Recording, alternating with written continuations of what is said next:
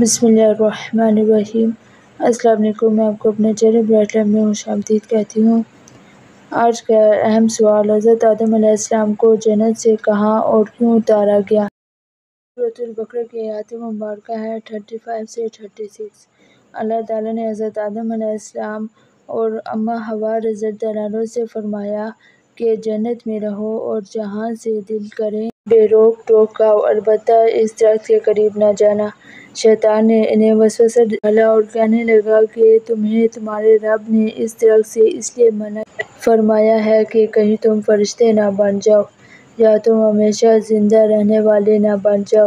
اور اس کے ساتھ شیطان نے قسم کھا کر کہا کہ میں تم دونوں کا خیر خواہ ہوں۔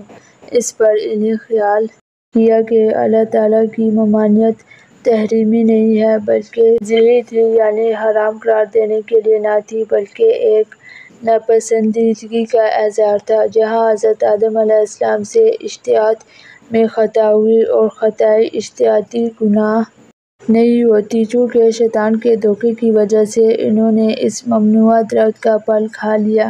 پھل کھاتے ہی ان کے پردے کے مقام بے پردہ ہو گئے اور وہ اسے چھپانے کے لیے اس پر پتے ڈالنے لگے۔ اس وقت اللہ تعالیٰ نے فرمایا کہ کیا میں نے تمہیں اس درخت سے منع نہیں کیا تھا اور میں نے تم سے یہ نہیں فرمایا تھا کہ شیطان تمہارا کھلا دشمن ہے؟ اس کے بعد حکم الہی ہوا کہ تم زمین پر اتر جاؤ، اب تمہاری اولاد آپس میں ایک دوسرے کی دشمن ہوگی اور تم ایک خاص وقت تک زمین پہ رہو گے۔